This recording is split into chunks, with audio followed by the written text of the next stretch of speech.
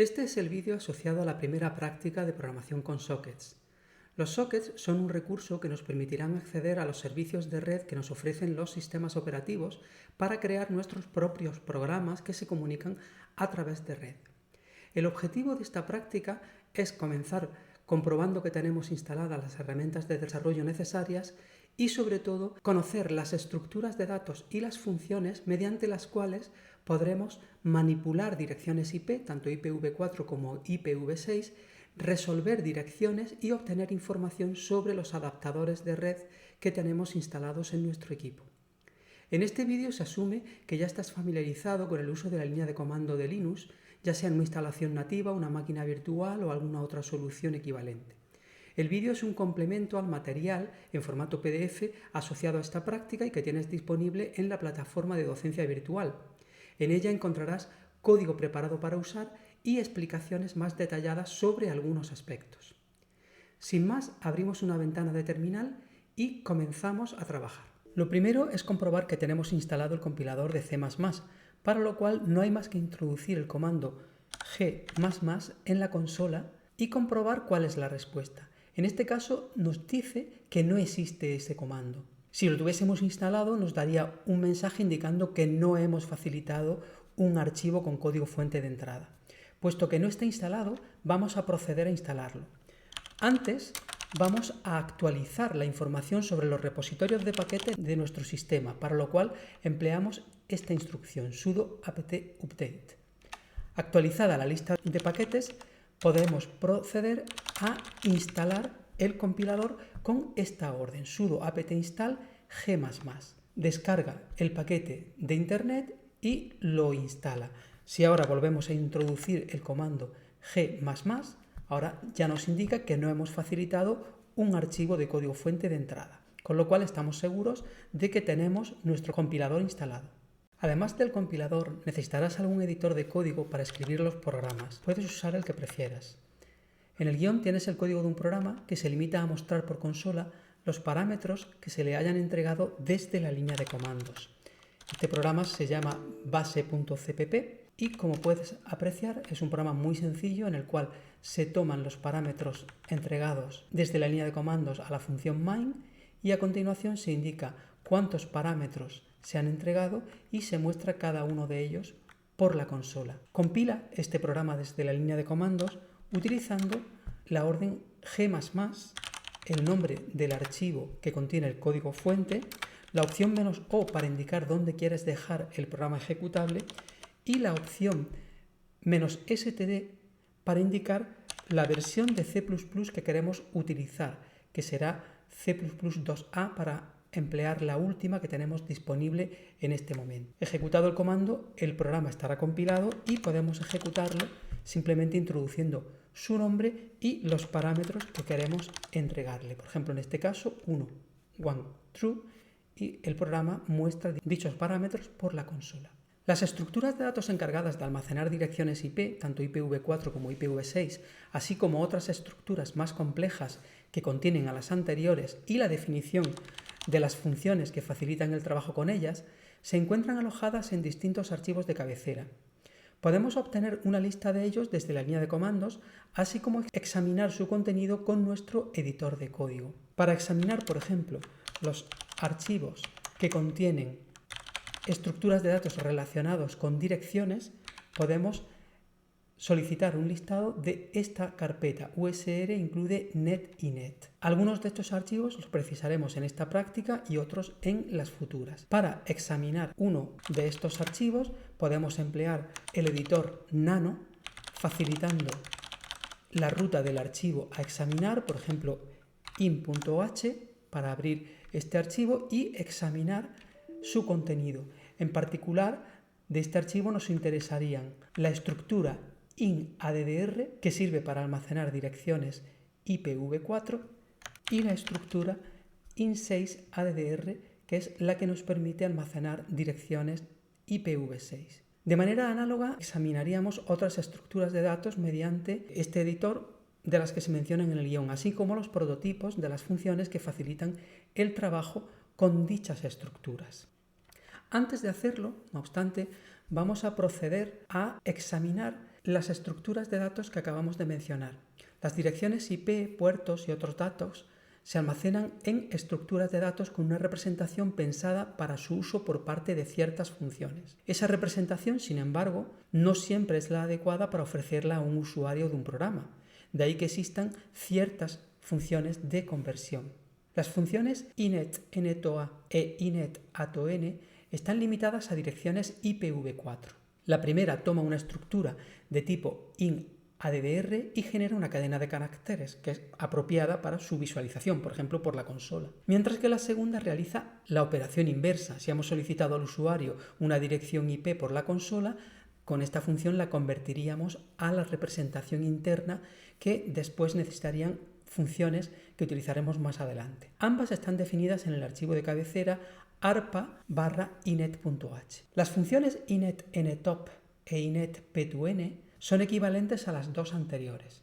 La diferencia es que permiten trabajar tanto con direcciones IPv4 como con direcciones IPv6. En el guión tienes un ejemplo de cómo utilizar estas funciones y un ejercicio para aprender a utilizarlas. Al trabajar con estas estructuras de datos y algunas de las funciones que conoceremos después, hemos de tener en cuenta que los datos numéricos con un tamaño mayor a 8 bits han de dividirse en porciones para ser almacenados en memoria, ya que cada celdilla de memoria tiene una capacidad de 8 bits. El orden en que se disponen esas porciones depende de la arquitectura del microprocesador. Las familias de procesadores x86 y x64, que son las habituales en los ordenadores tipo PC, son de tipo Little Endian. Esto implica que el byte menos significativo de una palabra se almacena en la dirección más baja y el más significativo en la más alta. Otros procesadores, sobre todo de tipo RISC, tienen arquitectura Big Endian y disponen las porciones en orden inverso, con el byte más significativo en la dirección más baja. En la transmisión de datos por redes TCP/IP se emplea esta representación de datos, Big Endian. Para garantizar una correcta comunicación entre equipos que tienen procesadores con diferentes arquitecturas, unos Little Endian y otros Big Endian, existen las funciones htons y htonl que convierten del formato de almacenamiento local al de TCP/IP un número de 16 o de 32 bits, respectivamente. Y las funciones complementarias n2hs y n2hl realizan la conversión inversa.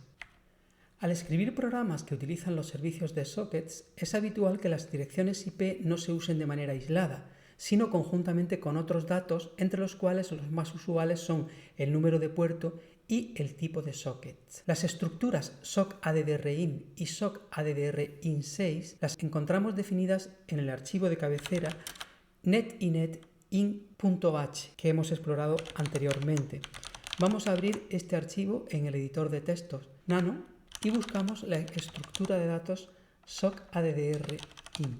Tanto sock-addrin como sock-addrin6, que la tenemos aquí debajo, tienen una parte común que es la representada por esta macro sock-addr-common, que identifica los campos comunes. De estos campos, el campo sin-family o sin6family indica el tipo de dirección IPv4 o IPv6 respectivamente. El campo sin-addr o sin6addr es el que almacena la dirección IP, mientras que sin-port o sin6port almacena el puerto. La estructura addrinfo, que está definida en el archivo de cabecera netdb.h, está pensada para mantener una lista de direcciones, tanto IPv4 como IPv6, almacenando cada una de ellas como una estructura de tipo sock-addr. Este puntero a una dirección genérica ha de ser convertido al tipo adecuado según el contenido del campo ifamily. Si ifamily nos indica que la dirección es de tipo IPv4, convertiremos este puntero IADDR a la estructura correspondiente para IPv4 y lo mismo para IPv6. Este ordinograma que encontrarás en el guión de la práctica te facilitará la interpretación de algunos de los campos de la estructura addrinfo. Se comienza por consultar el campo ifamily para convertir el campo IADDR al tipo adecuado. Si el valor de ifamily es AFINET, tendremos que convertir el campo IADDR al tipo SOC-ADDR-IN. De esta manera tendremos acceso a los campos correspondientes a una dirección IPv4.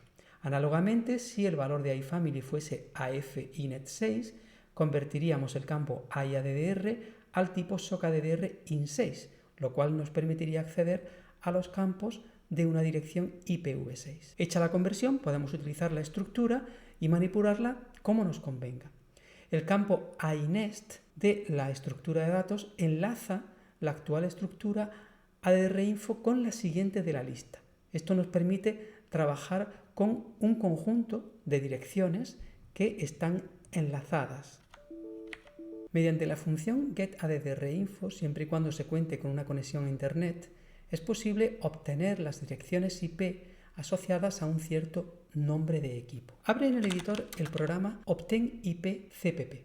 El valor AF-unspec que hemos entregado en el campo iFamily indica que estamos interesados tanto en direcciones IPv4 como IPv6. El tipo SOC-Stream requiere servicios que permitan un servicio orientado a conexión, lo cual en la práctica equivale a decir que queremos trabajar con el protocolo TCP. Tras obtener la dirección con getAddrinfo, la función muestra IP facilitada en el guión, siguiendo los pasos del diagrama antes descrito, obtiene la IP y la muestra. También podrían mostrarse otros datos, como el puerto o el nombre de servicio. Una vez que tenemos el programa, lo compilamos, como hemos hecho anteriormente con el programa base. Vamos a almacenar el ejecutable con el nombre Obtain IP y facilitamos la versión de C++ que queremos usar.